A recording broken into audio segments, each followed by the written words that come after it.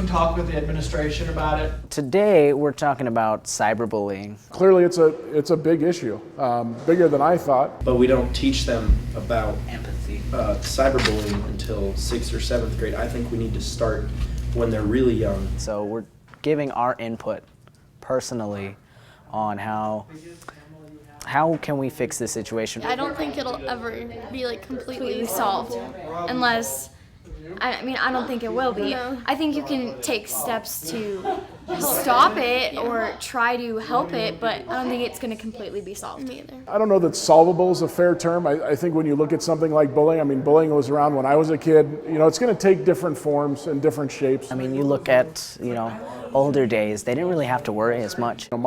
My idea of bullying from when I was a kid is far different than what these kids are experiencing now. He thought of bullies. Bullies were just simply as someone comes up to you, punches you, takes your lunch money. Well, today it's more in your head, psychological. Have you seen like the red X Red emoji? X. They're talking about websites and social media sites and things that I've never heard of in my life. Every student has a phone, now. So it's like there's no escape nowadays from getting away from social media. It's wherever you go.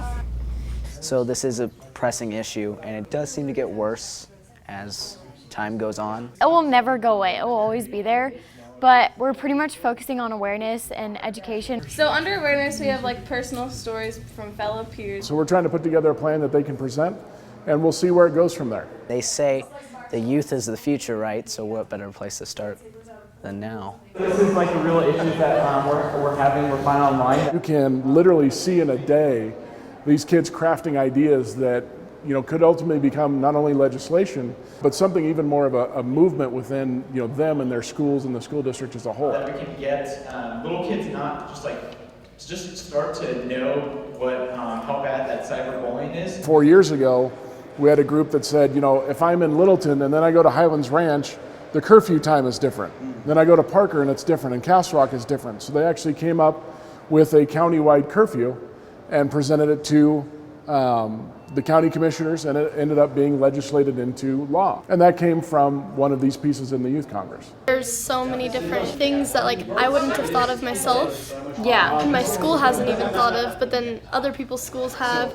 Then I'll bring it to my school and stuff. So Yeah. we're sharing ideas today. Really want to equip people to be able to handle this in a good way. And it really gives you a lot of faith. You see these kids, they're very intelligent, they're very smart, they're well-spoken. I like having like an opinion. Yeah, and it's And kind of being like heard. a debate. You realize that our future is in good hands, and it's how do we get them involved in the process now so that they want to continue to be involved after they get out of school.